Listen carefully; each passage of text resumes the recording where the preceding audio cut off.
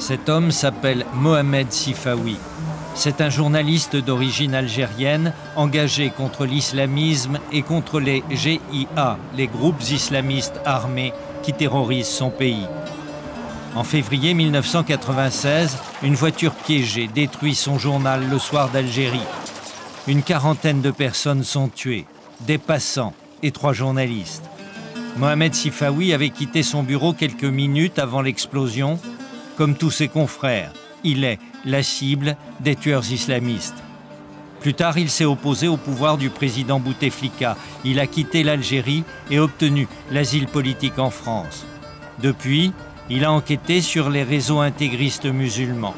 C'est pour cette raison qu'en octobre dernier, il est venu au palais de justice de Paris assister au procès de Boualem Ben Saïd et Smaïn Haït Ali Belkacem, 2 hommes accusés d'avoir organisé les attentats de Paris en 1995.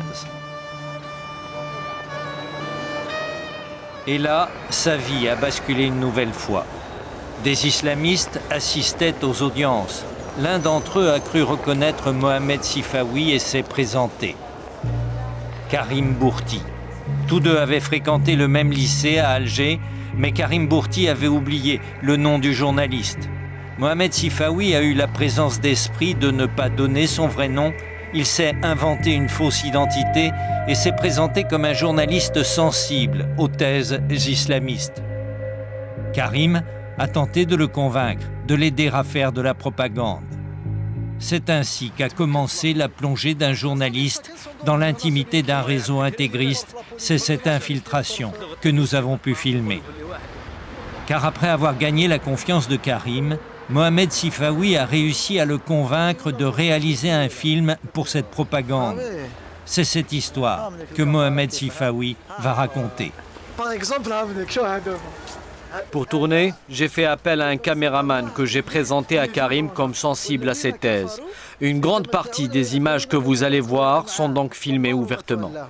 Ceux qui ont mécru, ils jouent et ils mangent comme les bestiaux, comme les animaux. Et le feu, c'est leur demeure. Ah, subhanallah. C'est-à-dire ceux-là, c'est des animaux. Ah, c'est pire que des animaux, ceux-là. Un animal, au moins il fait subhanallah. Pour lui, les choses sont simples. Ceux qui ne se soumettent pas à l'islam sont pires que des animaux. Ce que Karim ignore, c'est que je peux également le filmer avec une caméra miniaturisée que je cache dans l'une de mes mains. Karim Bourti n'est pas un inconnu. En 1998, il a été arrêté en même temps qu'une centaine d'autres islamistes. Le réseau ainsi démantelé était actif dans 5 pays d'Europe. Il appartenait au GSPC, le groupe salafiste pour la prédication et le combat, une organisation algérienne proche d'Al-Qaïda et de Ben Laden qui est dirigée par Hassan Attab, un chef sanguinaire qui continue de poser des bombes. Le groupe de Karim était soupçonné de préparer des attentats lors de la Coupe du Monde de football et il planifiait l'assassinat du recteur de la mosquée de Paris, Dalil Boubaker. Karim Bourti avait été condamné à 3 ans de prison. Il avait été libéré après 15 mois de détention. Depuis sa libération, Karim a continué ses activités au service de l'islamisme. En tous les cas, celles qui ne cherchent pas à cacher. Par exemple, il est très actif dans le soutien aux islamistes détenus dans les prisons françaises. Il m'a affirmé qu'il leur envoie régulièrement des mandats. C'est d'ailleurs dans cette démarche qu'il a voulu que nous le filmions pour pouvoir montrer que le mouvement soutient ceux de ses membres qui se retrouvent dans une situation difficile. Il a donc décidé de nous emmener à la prison de Bois d'Arcy pour rendre visite à un homme condamné dans une affaire de terrorisme. Ceux qui sont à Bois d'Arcy, ceux qui sont à Fleury, ceux qui sont à la Santé, ceux qui sont dans toutes les prisons de France. Asbiru wa sabiru, ikhwani. C'est-à-dire patientez, qu'Allah vous donne la plus grande patience parce que chaque minute qui passe, vous avez des hasanat. C'est l'islam qui va régner, qu'il le veuille ou pas. C'est l'islam seul qui va régner. 2 autres hommes ont pris place dans la voiture qui nous emmène vers la prison, à une trentaine de kilomètres de Paris. Ils semblent être de nouvelles recrues de Karim qui veut probablement leur montrer qu'il ne laisse pas tomber ceux qui se font prendre. Entre nous, nous nous appelons frères. Celui-là a pour prénom Reda. Karim me l'a présenté comme un ancien vendeur de... qui a rejoint récemment le groupe. J'ai enquêté sur ce dénommé Reda. Il a un frère qui est actuellement détenu parce qu'il est mêlé indirectement à l'assassinat du commandant Massoud. En réalité, il utilisait un faux passeport qui a été retrouvé sur l'un des deux kamikazes qui avaient assassiné le commandant Massoud à la veille des attentats du 11 septembre 2001. C'est sur le parking de la prison que Karim nous apprend que nous sommes venus voir Nasser Mamache, un ingénieur qui avait été arrêté à Nice pour son appartenance à un réseau terroriste. L'enquête avait montré que Mamache avait conçu les plans d'un lance-roquettes. Il a été condamné à 5 ans de prison. Pas question d'introduire une caméra clandestinement dans l'enceinte de la prison. Le caméraman nous filme depuis l'extérieur. Mais Karim n'a pas de permis de visite et les gardiens refusent de transmettre aux détenus les colis de nourriture que nous lui avons apportés. Nous repartons dépités. L'un des frères m'interroge. Il voudrait savoir le coût d'un voyage au Pakistan. Je prends combien de thunes avec moi quand j'ai envie d'y aller? Où? Là-bas. Tu veux aller, c'est vrai? Mais mon frère, je suis en train de refouler tout le monde, c'est pour le djihad. Moi, je te dis tout de suite, hein, il refoule. Hein. T'as pas compris. C'est ici que l'on va taper. Pour la première fois, Karim évoque devant moi l'éventualité d'une action terroriste en France. Je n'ose pas lui en demander plus pour l'instant.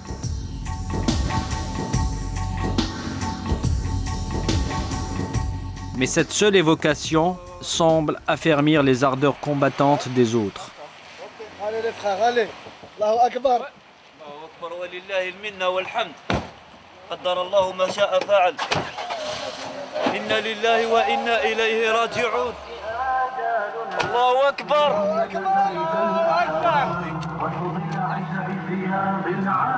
Karim a des cassettes qui permettent de soulever l'enthousiasme de son groupe. Ça, c'est les chants religieux des Moudjahidines, comme on dit, les anachid, c'est-à-dire quand ils vont au combat pour combattre les ennemis d'Allah, ceux qui veulent semer la corruption sur terre. Et pour lui, ceux qui sèment la corruption sont ceux qui n'adhèrent pas à l'islamisme. Et ceux-là, il faut les terroriser. Vous dites ce que vous voulez, terrorisme, pas terrorisme. Nous déjà, on est des terroristes dans la compréhension du Coran. Parce que Allah il nous a dit vous terrorisez l'ennemi d'Allah et vos ennemis. Quand les frères et sœurs et les femmes qui se font tuer par le maudit de Sharon, là, déjà je ne peux pas prononcer son prénom parce que j'ai les ablutions. Quand le tyran là de Bush, quand il tue les musulmans en Irak, ça c'est pas du terrorisme, ah ça c'est bien. Donc nous maintenant on s'en fout, on n'est pas là pour justifier. Inch'Allah, nous maintenant c'est les actes, c'est tout ce qu'on dit. Maintenant si vous voulez nous mettre tous en prison, mettez-nous tous en prison, c'est tout. Karim vit à Belleville, un quartier au nord de Paris. Il y connaît beaucoup de gens.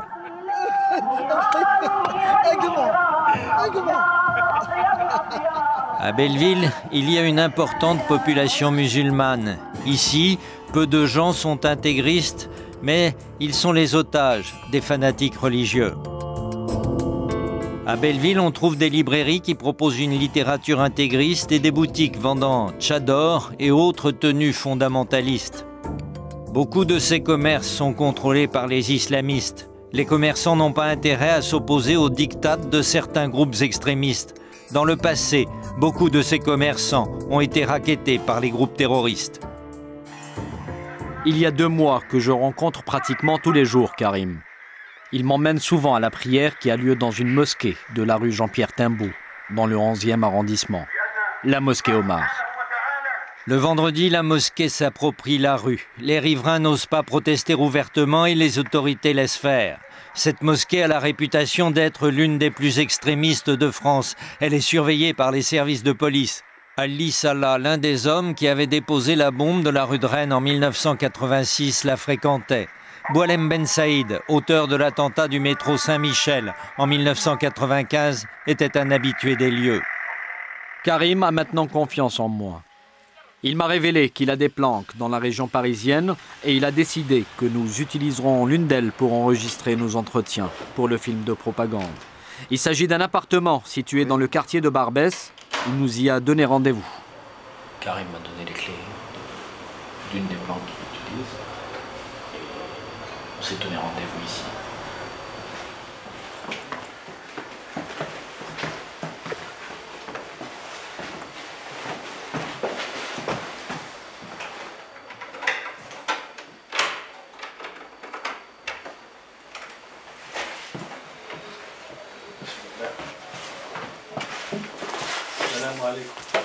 Ça va? En fait, Karim nous y attendait. L'appartement est presque vide. Il n'y a que des livres islamistes et des cassettes posées par terre. Et puis, 4 matelas qui semblent être utilisés de temps à autre. Quelques jours auparavant, au cours d'une conversation, Karim m'avait dit que cette planque avait hébergé des jeunes avant leur départ pour l'Afghanistan. Des jeunes que Karim et quelques autres avaient recrutés et formés. Parmi eux, Jamal Loiseau et Brahim Yadel. Jamel Loiseau, c'est ce Français parti rejoindre les troupes d'Oussama Ben Laden que l'on a retrouvé gelé dans les grottes de Tora Bora. Brahim Yadel, un autre taliban français que les Américains ont fait prisonnier et qu'ils détiennent aujourd'hui à Guantanamo. Jamal, je l'ai connu à la mosquée, et Brahim aussi. Et donc eux, ils avaient l'intention de partir pour apprendre la science légitime, l'ilm shara'i. Ils avaient les moyens d'apprendre avec vous et d'autres frères? Pas tout à fait. Ils avaient la possibilité d'apprendre peut-être, disons, le 15e, voilà, de la religion, ou même pas le 10e. Parce que nous, pour vous dire, on n'est pas des savants. Hein. Nous, on a appris aussi un peu, et on essaye, c'est-à-dire de transmettre le message. Et pour Karim, l'essentiel du message, c'est le djihad, la guerre contre les infidèles. Aller faire le djihad, c'est une faveur d'Allah, c'est pas n'importe qui. C'est-à-dire, il choisit d'entre vous des martyrs. Donc c'est une grande faveur et ce n'est pas n'importe qui l'apprend.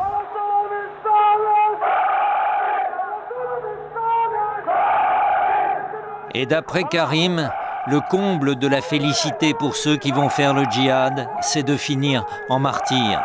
Il y en a plein qui ont combattu plusieurs années, tout ça. Ils n'ont pas eu cette faveur. Le frère Jamal, Rabbi yataqabbalahu min ash-shuhada, il est parti une fois, hop, il a eu la grande réussite, c'est mourir à Tora Bora, contre les mécréants. Et en plus de ça, c'est une grande faveur, celui qui meurt martyr. Et nous, on ne dit pas qu'il est mort parce que là, il nous a dit, ils sont vivants. Vous pensez qu'il y aura d'autres jeunes comme eux qui vont suivre cette voie? Mais plein. Il y a plein de jeunes, plein de jeunes. Il y a même des femmes, je vous assure, il y a même des femmes qui combattent et qui veulent combattre. Il y a même des femmes qui sont parties. Il y a même des vieux, il y a même des... Je vous ai dit, nous, notre communauté, c'est une communauté de combat. Mais actuellement en France, est-ce qu'il y a des jeunes qui veulent partir encore? Il y en a plein qui veulent partir, qui sont partis. C'est pas qu'en France, partout dans le monde. Karim a été d'accord pour que nous filmions une réunion avec des jeunes qui l'endoctrinent à la mosquée Omar. Il y a là des jeunes qui semblent issus de toutes les catégories sociales.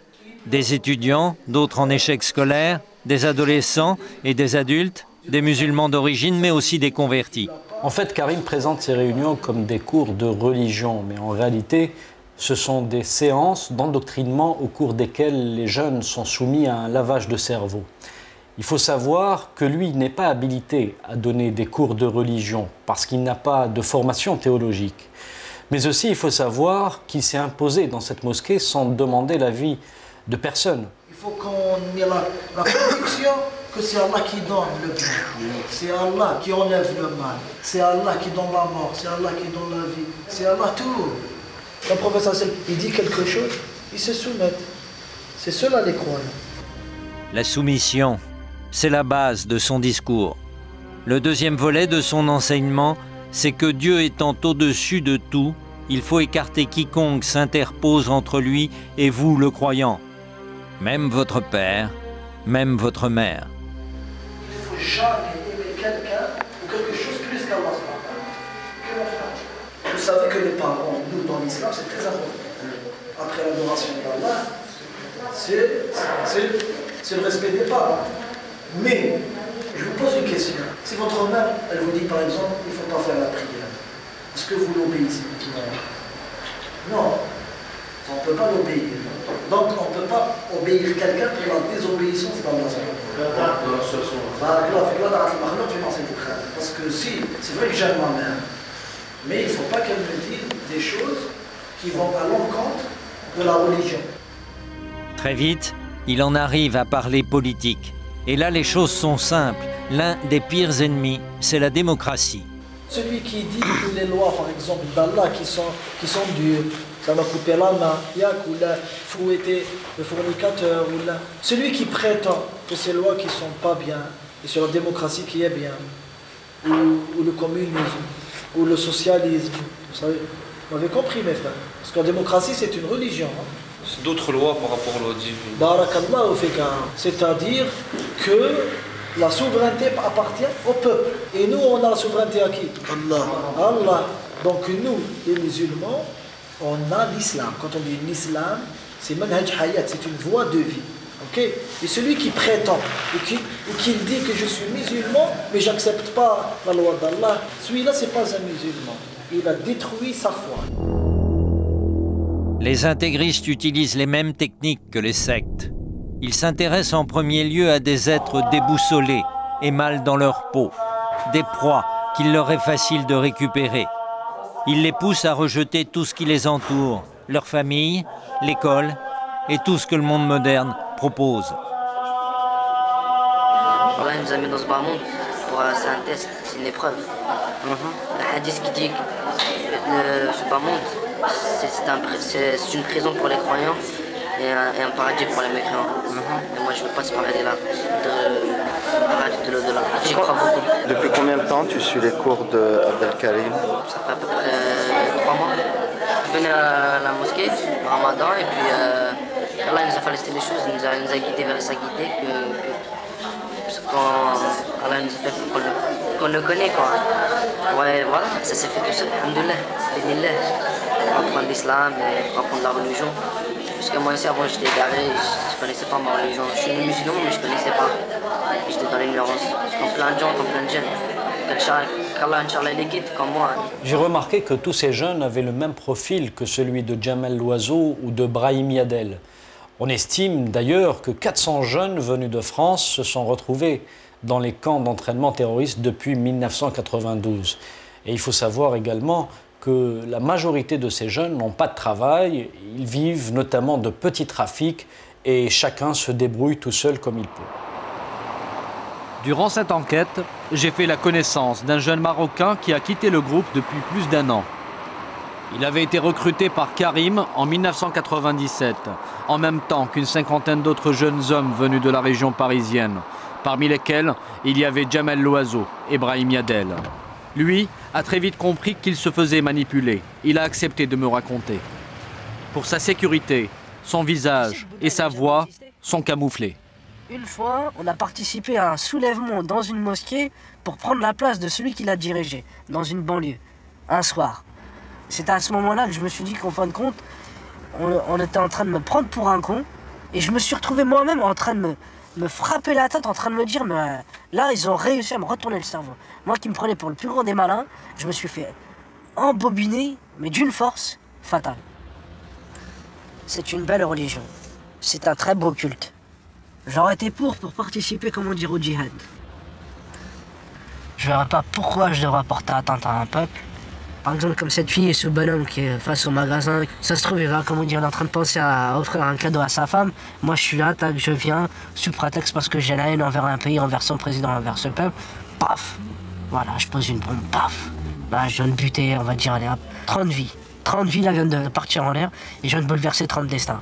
Qu'est-ce que j'ai gagné? Et on est salis à cause de ces gens-là.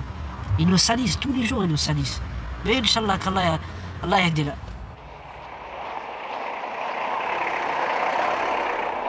Karim m'a annoncé qu'un homme était arrivé d'Algérie pour le seconder. Il s'agit d'un islamiste qui a été déjà condamné dans son pays pour constitution de groupe terroriste. C'est dans un café mort de Belleville, où l'on ne trouve ni femme ni alcool, que Karim m'a donné rendez-vous pour me présenter l'homme en question. Il s'appelle Othman. Il a bénéficié d'une loi d'amnistie après avoir passé 3 ans dans les prisons algériennes. Moi aussi, je dois finir. Tu as obtenu ton visa via l'ambassade de France? Oui, via l'ambassade de France, normalement. Et ils t'ont pas embêté pour l'hébergement?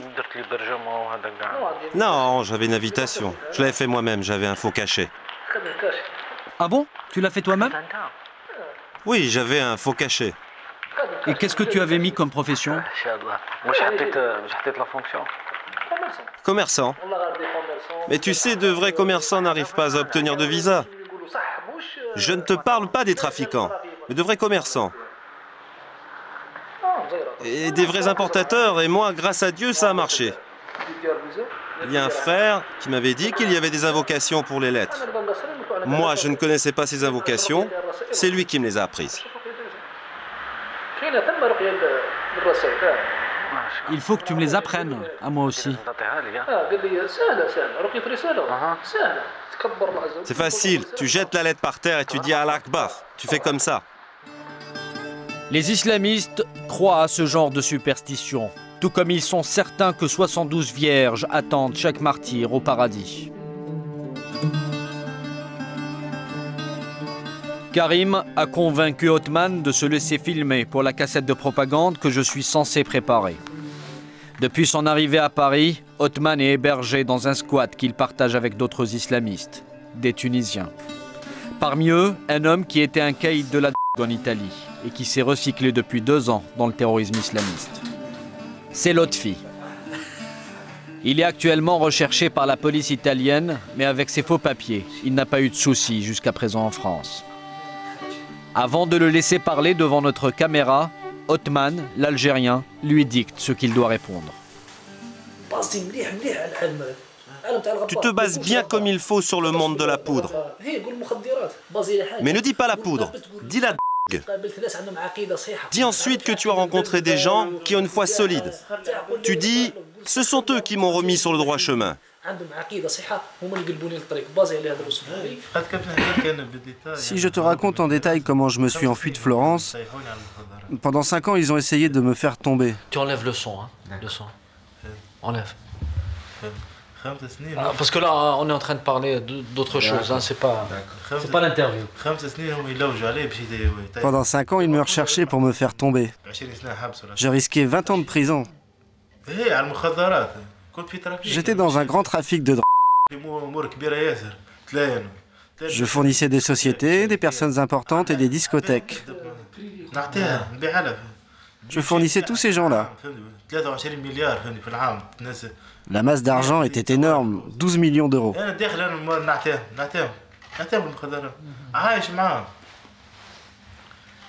Ça fait combien de temps que tu es en France? Ça fait 10 mois. Ah, c'est récent. Oui, c'est récent, je suis en fuite. J'étais en fuite pour de la drogue, maintenant je suis en fuite pour terrorisme. J'ai déjà été arrêté pour terrorisme. Lotfi est recherché parce que la police italienne connaît ses liens avec le réseau d'Al-Qaïda qui avait préparé un attentat contre l'ambassade américaine à Rome. Les islamistes ont de l'avance sur les polices. Pour eux, il n'y a pas de frontières et l'international terroriste existe alors que les polices européennes ont encore du mal à coopérer. De toute façon, Lotfi, Karim, Othman et tous leurs frères sont partis à la conquête du monde. La prochaine étape, normalement, c'est le monde entier. La définition de terrorisme. Karim, vous êtes avec moi. Parce que ça. Vous pouvez l'arrêter pour que. Non, arrête la cassette. Non, c'est important ce que tu dis. Non, arrête la cassette, je te parle. Arrête la cassette. Arrête. L'État musulman, c'est l'État qui est régi par les lois musulmanes, même si la majorité de la population est non musulmane. Et l'État mécréant est l'État qui n'est pas régi par les lois musulmanes, même si la majorité de la population est musulmane. Aujourd'hui, il n'y a pas de maison de paix. Aujourd'hui, tous les pays sont des maisons de la guerre. On n'a pas de maison de paix. Tu considères que tous les pays sont des maisons de guerre? Tous les pays sont des maisons de guerre. Tous les pays sont des maisons de guerre? Tous les pays sont des maisons de guerre. Qu'est-ce que ça veut dire al-irhab? Que veut dire le terrorisme? Allah nous a dit « Terrorisez les ennemis de Dieu et vos ennemis ». Il faut qu'on les terrorise. Pourquoi? Il faut avoir peur des musulmans. Dieu nous a dit que nous sommes les plus forts. Parce que quand on fait la guerre avec la foi, on est toujours gagnant. Même si on perd aujourd'hui, on est gagnant. Parce que même si je meurs en martyr, je suis gagnant. Parce que j'irai au paradis. Je suis gagnant parce que je vais partir au paradis, Inch'Allah Azza wa Jal.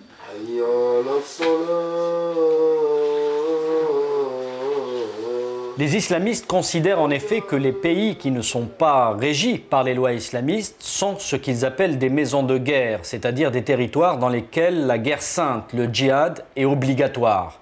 Les maisons de paix sont les pays qui appliquent ces lois islamistes. Et pour eux, les seuls qui ont appliqué ces lois sont les talibans en Afghanistan. Le lendemain, j'ai invité à déjeuner Lotfi et Karim. J'espère qu'ils vont m'en dire plus sur les liens entre les groupes des différents pays. Karim nous entraîne dans un restaurant où il a ses habitudes.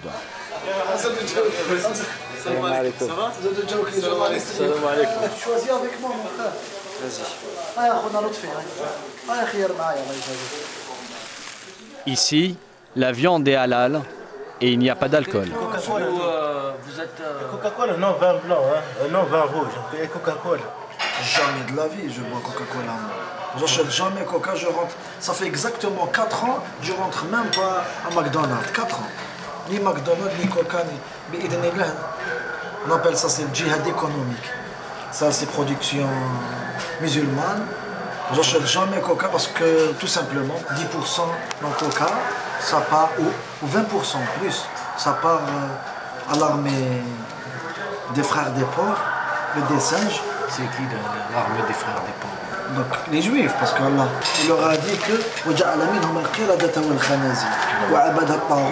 donc c'est eux qui soi-disant ils tuent nos frères, mais on va les tuer, Inch'Allah. Je vous le jure. Les médias disent que nous sommes des terroristes. Moi, je suis fier d'être un terroriste. Allah a dit, préparez-leur ce qu'il faut comme cavalerie.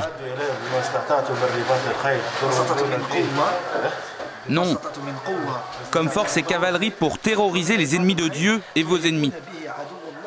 Terroriser. Le combattant ne meurt pas. Dieu a dit, ne pensez pas que ceux qui ont été tués dans le sentier de Dieu sont morts. Ils sont vivants. Vous mourrez. Nous, on ne meurt pas. On restera toujours vivants. Ce jour-là, Mohamed Sifawi n'a pas réussi à savoir si Lotfi, Othman et Karim préparaient une action. Le 16 décembre, les services de la direction de la surveillance du territoire interpellent à La Courneuve, au nord de Paris, 3 islamistes. Chez eux, la police trouve des produits chimiques et une combinaison pour les manipuler. L'un d'entre eux rentre d'un séjour en Tchétchénie. Il s'appelle Mohamed Merba. Les policiers pensent qu'il préparait des attentats chimiques. Le lendemain 17 décembre, Karim Bourti est interpellé à son tour. La police aurait établi qu'il a des relations avec des fabricants de faux passeports. Les policiers le soupçonnent aussi d'avoir eu des contacts avec Richard Reed, ce Britannique aux chaussures piégées qui devait faire exploser un vol Paris-Miami. J'ai cru à ce moment-là que mon enquête n'allait pas aller beaucoup plus loin. J'avais donc décidé d'enquêter sur les liens qu'aurait pu avoir Karim avec les trafiquants de faux papiers. Il faut savoir que les faux papiers sont essentiels pour les groupes islamistes et les cellules terroristes. Ça leur permet de passer les frontières tranquillement. Quelques jours auparavant, Karim m'avait présenté un Tunisien qui vit clandestinement en France depuis 17 ans. Et celui-ci m'avait dit que si j'avais besoin de papiers d'identité, je n'avais qu'à l'appeler. Ahmed n'a pas d'activité professionnelle. Il gagne sa vie avec des trafics, notamment de faux papiers. L'homme m'a donné rendez-vous dans les quartiers nord de Paris. Au départ, nous allons le filmer en caméra cachée. À mon arrivée, Ahmed m'entraîne vers un restaurant situé à 2 pas de chez lui. Il m'explique qu'il se méfie et qu'il ne va plus du côté de Belleville. Belleville? Il n'y a que là-bas que je me fais arrêter. C'est pour cela que je dis à chaque fois à Karim et à ceux que j'estime d'éviter les mosquées de Belleville. Il y a plein de services de renseignement. Tu sais, le ministre de l'Intérieur est un chien de raciste. Sarkozy. Oui, Sarkozy, c'est un raciste. De toute manière, la droite ne met que des racistes au ministère de l'Intérieur. Ils ne peuvent pas mettre quelqu'un de normal. Ahmed accepte tout de suite que nous tournions une séquence avec lui pour l'intégrer au film de propagande. Il nous a entraînés chez lui car il a bien des convictions à faire passer. Il affiche sans hésitation sa haine pour le président Ben Ali, l'homme qui est au pouvoir dans son pays. Si je sais comment atteindre Ben Ali, je le tue. À ce point? Oui, à ce point. Ma haine contre Ben Ali n'est pas celle d'un opposant uniquement. Si je sais comment l'atteindre, je le tue. Je ne le raterai pas. C'est la vérité. Même s'ils veulent m'emprisonner, ici, en France ou ailleurs, c'est cela mon idée. Parce que Ben Ali me tue au quotidien. Si moi je le menace un jour, lui il me tue quotidiennement. Si Ahmed en veut au régime tunisien, c'est parce que celui-ci a toujours combattu les islamistes. Moi, je souhaite l'instauration d'un État islamique dans tous les pays du monde. Et je rêve de participer à cette installation d'un État islamique. Ce qu'il souhaite, c'est l'application partout des lois islamistes qui incitent les femmes à porter des tenues extrémistes comme celle-ci en Afghanistan. Moi, j'interdirais cette liberté pourrie accordée à la femme. Il n'y a pas de liberté autre que celle qui lui a été accordée par Dieu et son prophète. C'est cela la liberté, celle du bon comportement, de la propreté, mais cette liberté qui lui permet de sortir quand elle veut, se dénuder et trahir son mari. Cela, ce n'est pas la liberté. Ça, c'est la pourriture qui nous a été importée d'Occident pour avilir nos femmes et nos enfants.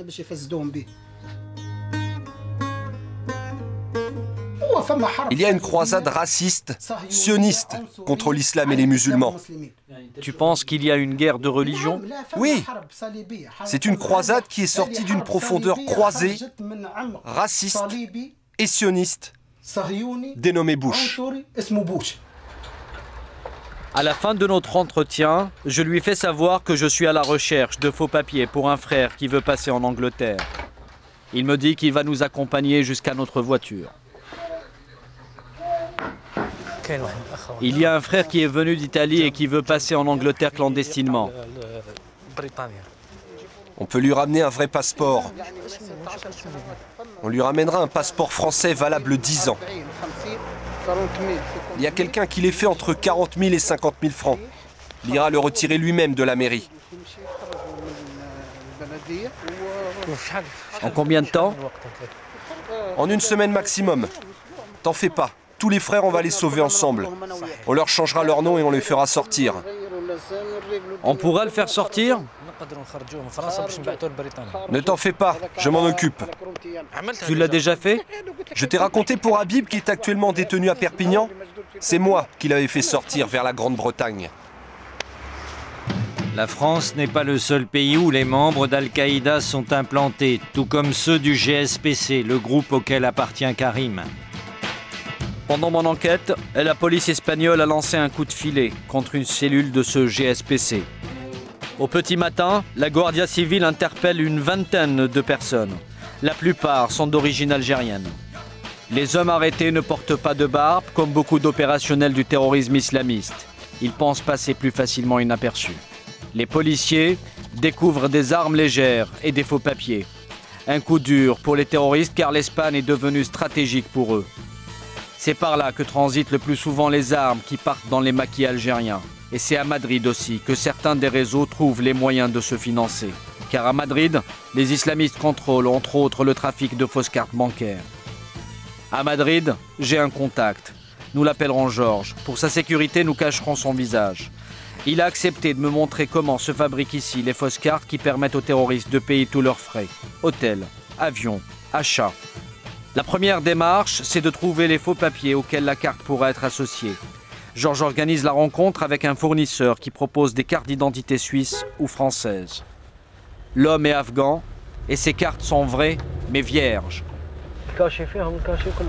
Le faussaire les remplit avec le nom et les renseignements que lui donne le client. Ensuite, il reste à fabriquer les cartes bancaires à la même identité.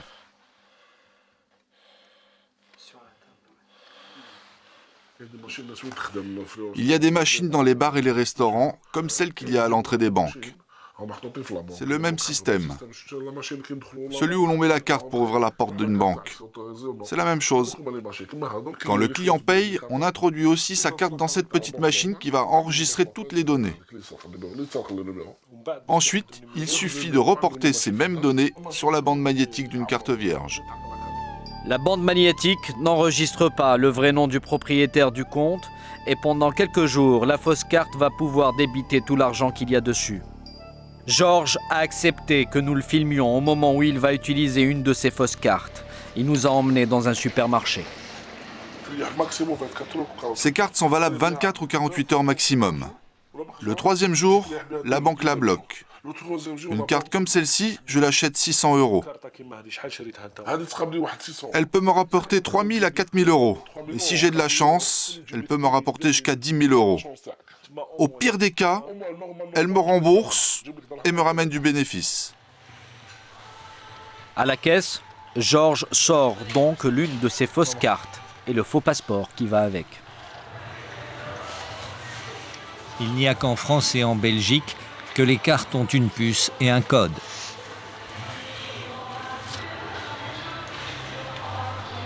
La première carte ne fonctionne pas. Ce compte-là est vide. Qu'à cela ne tienne, Georges sort une deuxième carte avec le même nom, mais sur un autre compte et une autre banque. Est-ce que vous connaissez beaucoup d'islamistes qui travaillent dans les fausses cartes bancaires? Les islamistes, ce sont eux qui détiennent le monopole des fausses cartes bancaires. À Londres, en Écosse, au Canada, en Allemagne et à Genève. Partout, quoi. Tous les réseaux islamistes qui ont été démantelés ces dernières années utilisaient de fausses cartes bancaires et de faux papiers. À mon retour à Paris, j'avais un message d'Ahmed, le Tunisien, qui me disait qu'il avait tout organisé pour les papiers de notre frère qui veut s'installer en Angleterre. Je me rends seul au rendez-vous qu'il m'a fixé.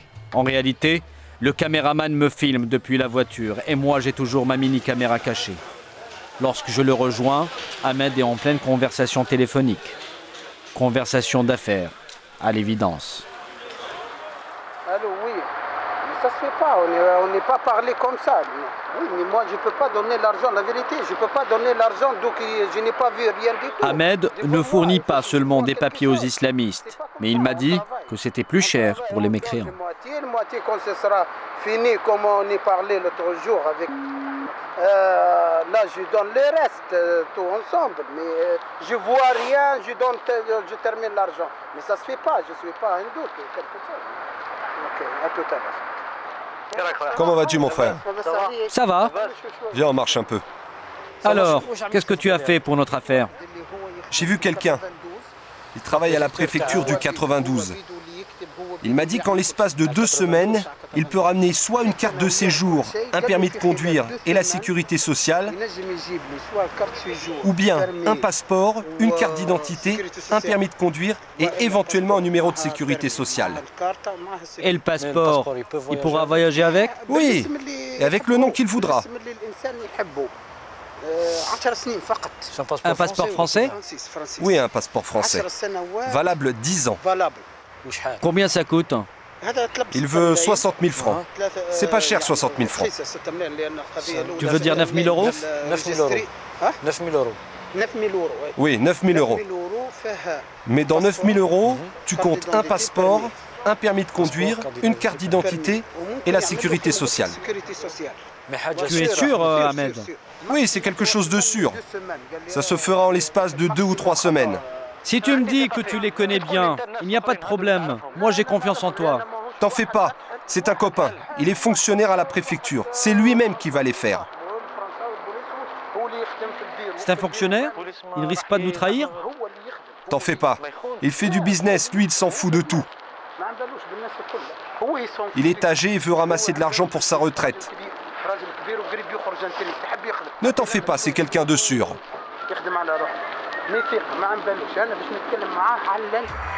Si j'ai bien compris, un fonctionnaire des Hauts-de-Seine veut arrondir sa retraite en vendant de vrais faux papiers au réseau terroriste.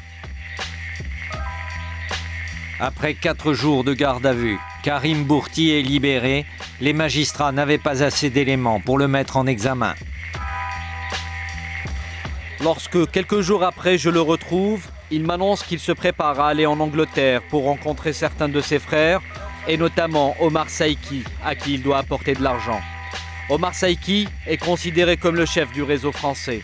Il a été condamné à 4 ans de prison après le coup de filet contre ceux qui préparaient des attentats pour la Coupe du Monde de football. Et puis, en septembre 2002, il a été déchu de la nationalité française. Depuis, il vit clandestinement en Angleterre. Et Karim m'explique alors pour la première fois, d'une manière claire, l'organisation du groupe. Tu connais Adel Meshat? Oui, j'entends parler de lui, celui qui avait été arrêté en Allemagne en 98. Il m'a téléphoné. Il t'a appelé de prison? Oui. Il a été condamné à combien, lui? Il en a pris pour 6 ans, le pauvre. Pourquoi il en a pris plus que tout le monde? Tu sais, Adel Meshat leur a dit directement qu'il appartenait au GSPC. Mais entre nous, tu sais qui est Adel Meshat? C'est le chef du GSPC en Europe. Et Saïki, c'est le chef du GSPC en France. Celui qu'il présente comme le chef du réseau pour l'Europe, Adel Meshat, a été arrêté en Allemagne et condamné en France pour la préparation d'attentats qui devaient avoir lieu pendant la Coupe du Monde. Il purge sa peine. La date de sa libération est prévue à ce moment-là. Elle doit avoir lieu dans 2 mois, vers la mi-mars. Je demande à Karim si les policiers l'ont interrogé sur les liens qu'il aurait eus avec ceux qui ont été arrêtés à la Courneuve juste avant lui. Ils m'ont dit, tu connais les gens de la Courneuve? Je leur ai dit, d'où je les connais, moi? J'ai rien à voir avec eux. Mais toi, tu connais qui? Mohamed? Ouais, je connais surtout Mohamed. C'est lui que tu devais me présenter? Oui, c'est lui. T'as vu la malchance? Quand il est venu me chercher la dernière fois à la mosquée, les frères lui ont dit, ne reviens plus. Karim est surveillé de très près. Moi, je lui avais dit qu'on pouvait se voir loin de la mosquée.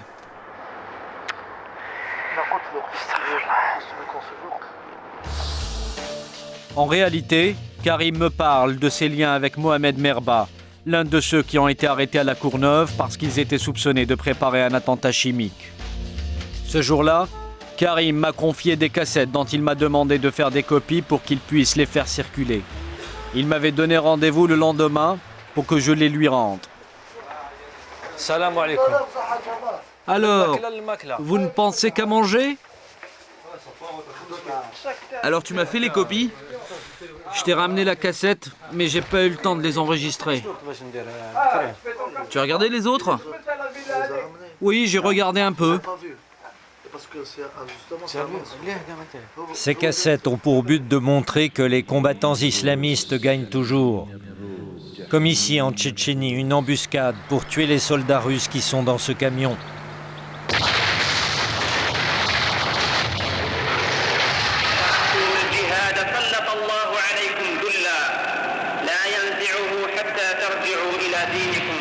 Certaines des images sont d'une sauvagerie insupportable, impossible à montrer à la télévision. Nous n'en avons gardé que quelques-unes diffusables.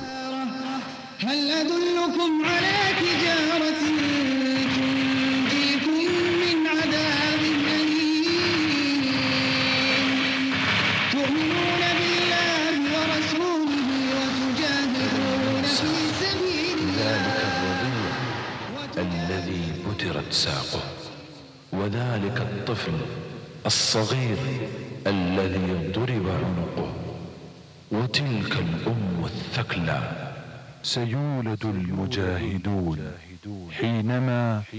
حينما يبكي الرجال. Ah, je retrouve le moral quand je regarde ces images. D'autres viennent de la jungle indonésienne, par exemple ce camp où s'entraînent des candidats au djihad.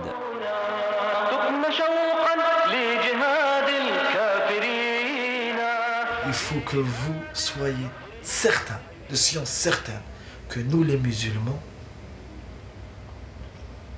on aime mourir pour Allah. Ok? Et les mécréants, vous, c'est-à-dire les mécréants et nos ennemis, ils aiment la vie. Donc vous voyez cette différence. Donc nous, on combat pour mourir parce qu'on a l'espérance du paradis. Vous mourrez, vous n'avez aucune espérance. Il y a quand même des terroristes qui ne gagnent pas. Le dimanche 5 janvier au matin, la police anglaise arrête 6 hommes dans un quartier nord de Londres. Chez eux, on découvre des produits toxiques, en particulier un poison, du ricin. Les 6 hommes sont des islamistes d'origine nord-africaine. 2 sont français. Beaucoup des islamistes vont en Grande-Bretagne parce que depuis une vingtaine d'années, Londres est la plaque tournante de leur mouvement. Les idéologues les plus extrémistes y prêchent ouvertement et appellent à la guerre sainte.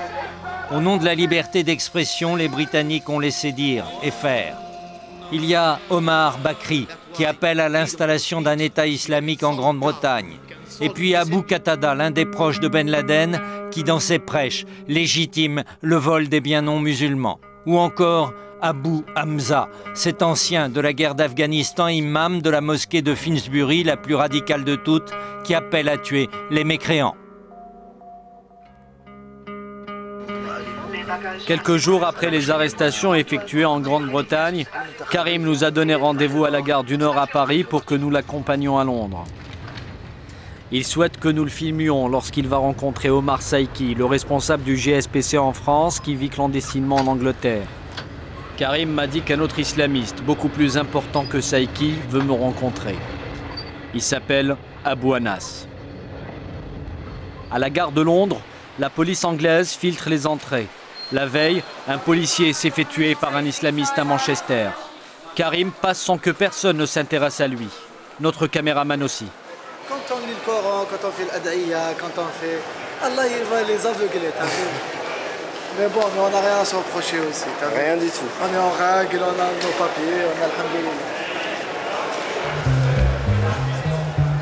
Moi non plus, je n'avais rien à me reprocher. Mais la police m'a intercepté. Ma mini-caméra était rangée dans mon sac, je n'ai pas pu filmer. Pendant un quart d'heure, j'ai été interrogé, puis ils m'ont laissé partir. Karim est très en forme. Il est en terrain conquis. On est à Londres ou là au Togo. Pour nous, c'est la terre d'Allah, c'est tout.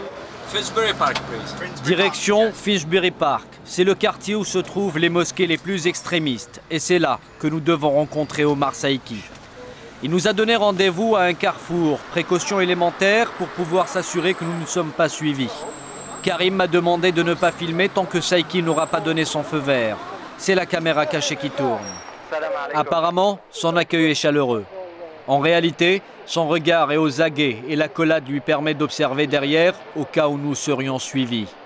Il faut dire que depuis 4 mois, il vit ici clandestinement. Il a une activité, il est responsable d'une bibliothèque dans une mosquée. Il nous y entraîne. C'est ici la mosquée. Ici, il ne faut pas parler de djihad ou de combat. Il faut être discret. Donc ici, on n'affiche pas les idées les plus extrémistes. Au contraire, on se montre discret. La mosquée où travaille Saiki est considérée comme modérée. J'ai remarqué néanmoins que plusieurs extrémistes la fréquentent. Saiki est prudent. Il prend des précautions. Il nous enlève nos sacs sans nous demander notre avis et les dépose loin de nous, derrière une planche.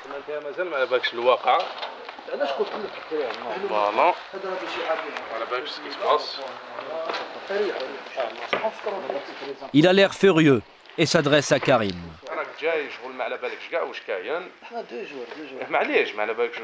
Tu viens sans savoir ce qui se passe. Tu ne connais pas la gravité de la situation, tu ne connais pas ce quartier, tu ne sais pas qui est indicateur, qui ne l'est pas. Toi, tu es dans la sérénité, moi je suis clandestin. Donc tout mouvement, c'est moi qui le dirigerai. Le problème, c'est qu'actuellement, il y a un problème, c'est que la semaine dernière, ils ont arrêté des gens avec du ricin. Exact, ouais. Avec du ricin. Ces gens-là, ils ont un rapport avec des gens à Trappes, que lui, il connaît. Donc son nom ici en Angleterre ou chez les autres, il est mentionné.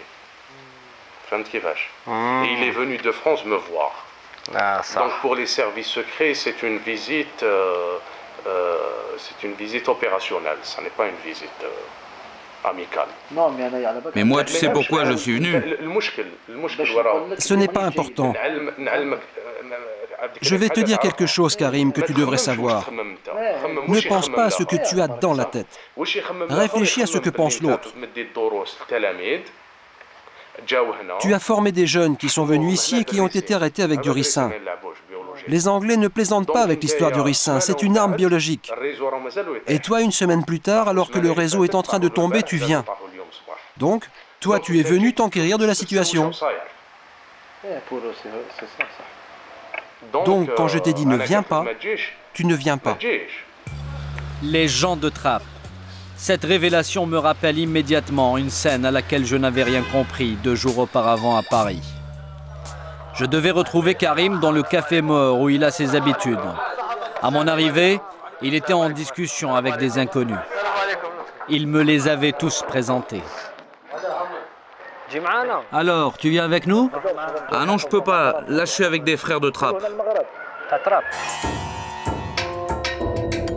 C'est là que j'ai compris que Karim ne prodiguait pas ses cours à Belleville uniquement, mais qu'il allait en donner également dans d'autres mosquées de la région parisienne. Et donc, d'après les propos même de Saïki, Karim aurait formé beaucoup de jeunes qui sont actuellement dans des réseaux opérationnels. Nous proposons à Omar Saïki de sortir pour aller déjeuner dans un restaurant et le filmer dans la rue. Mais Saïki est sur ses gardes. Si nous sortons ensemble en groupe, avec des sacs à dos, des caméras, vous qui venez de France, toi qui es prédicateur à Trappes, moi, représentant du GSPC en France, est-ce que tu penses que vous ne pensez pas que c'est une bonne information pour les indicateurs? Et vous ne pensez pas que les autorités vont se dire que notre rencontre n'est pas due au hasard? Ce n'est pas quelque chose qui se passe par hasard. Est-ce que tu es allé voir Abou Anas? Non, je n'ai pas osé lui téléphoner. Tu veux que je l'appelle? Oui, si tu veux. Abou Anas, c'est Abdallah Anas. Il a été l'un des premiers combattants arabes à aller affronter l'armée soviétique en Afghanistan en 1983. Son beau-père est Abdallah Azam, le père spirituel des terroristes islamistes. C'est le fondateur de la Légion arabe. Il avait à cette époque recruté Ben Laden. Ben Laden et Abou Anas se connaissent depuis 20 ans, de vieux complices. Abou Anas est donc le haut responsable qui avait souhaité me rencontrer. Il m'a demandé de venir seul. Je vais à notre rendez-vous avec le caméraman qui essaiera de nous filmer de loin. Moi, j'utiliserai la mini-caméra. Abou Anas, c'est lui. Il a 20 ans de plus, la barbe est plus courte, mais il n'a pas quitté le circuit. Il avait été expulsé de France vers le Pakistan en 1992 pour ses activités en faveur de l'islamisme. Ensuite, il s'est installé à Londres où il a obtenu le statut de réfugié politique. Il m'entraîne dans un restaurant et me demande de lui raconter ma vie. Je m'invente une famille et une vie dans une ville que je connais bien. Et puis il passe aux choses sérieuses, les raisons de notre rencontre. Il y aura d'autres révolutions armées. La graine de la discorde existe toujours. Et tant qu'elle existera, il y aura une riposte. Même si ça se calme 4 ou 5 ans, la riposte reprendra.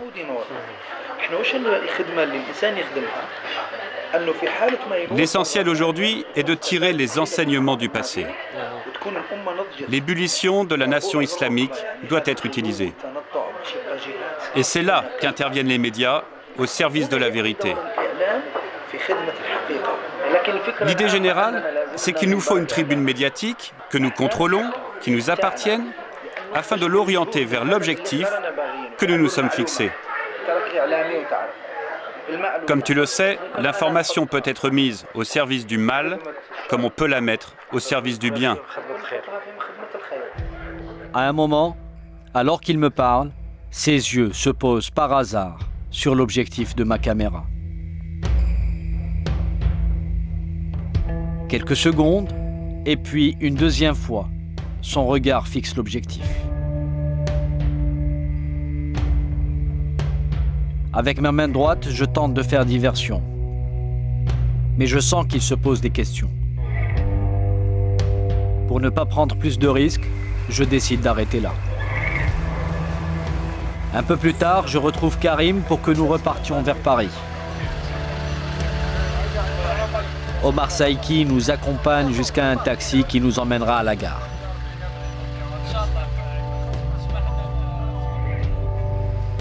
Karim m'avait annoncé qu'il avait rendez-vous à Paris avec un personnage très important. Il avait refusé de me donner son nom, mais il m'avait dit qu'il le rencontrerait à la mosquée de la rue Polonceau, dans le 18e arrondissement. Je lui ai proposé de l'accompagner. Il ne sait pas que nous le filmons en caméra cachée. Je te présenterai d'autres frères, des opérationnels. Ils sont dans l'action ? Ah, ceux-là, ils ne jouent pas. Comme la plupart des opérationnels, les hommes de l'action, celui-ci n'a pas l'apparence d'un intégriste. Il ne porte pas de barbe. Il est méfiant. Il nous salue. Quelques paroles. Et puis, il part avec Karim. Je n'en saurai pas plus sur le mystérieux personnage. Le lendemain, je retrouve Karim. J'espère qu'il va m'en dire plus sur son rendez-vous de la veille. Il élude ma question, s'arrête sur le trottoir et me rassure. Karim me promet que je ne serai pas tenu à l'écart. Dis-moi ce qu'il y a en préparation pour que je prenne mes dispositions. Il faut l'argent d'abord. On ne va pas répéter à chaque fois. Les frères ont besoin d'argent pour l'instant. Mais actuellement, il y a quelque chose qui se prépare ? Sois patient. Ce n'est pas du jeu. Tu crois que c'est comme si on allait braquer un commerçant? Non, je te pose cette question pour que je me prépare. Je ne sais pas s'il faut des papiers ou autre chose. Oui, prépare-toi parce qu'on va frapper et partir. T'as compris? Ah, c'est comme ça que tu vois la chose? Ou comme ça, ou les affronter les armes à la main. Et donc pour les affronter, il faut acheter des armes. Acheter des armes en France? Oui, en France. Où tu veux alors? Parce que tu sais, quand tu rentres dans un travail comme celui-ci, tu te mets dans la tête que tu es déjà mort. Pour moi, je suis déjà mort. Ce n'est pas un jeu, ces affaires. Tu imagines, si on nous encercle, tu crois que je vais aller faire 20 ou 30 ans de prison? 30 ans de prison. Tu imagines ce que c'est 30 ans de prison? Le croyant ne se fait jamais mordre deux fois. Je ne saurais jamais si Karim préparait effectivement avec les autres un attentat à Paris. Parce que le 22 janvier, il a été arrêté. Un imam et un membre d'une association musulmane avaient déposé une plainte contre lui pour coups et blessures volontaires. Depuis, Karim Bourti a été mis en examen par les juges antiterroristes et écroué à la prison de la Santé. Adel Méchat, le chef du GSPC pour l'Europe, n'a pas été libéré comme prévu. Il était accusé d'avoir préparé d'autres attentats pour l'Euro 2000 depuis sa cellule. Les juges parisiens l'ont condamné à 6 nouvelles années de détention. Omar Saïki vit toujours clandestinement à Londres. Othman, Lotfi et Ahmed circulent toujours clandestinement eux aussi, mais dans les rues de Paris. Mohamed Sifawi continue à faire son métier de journaliste.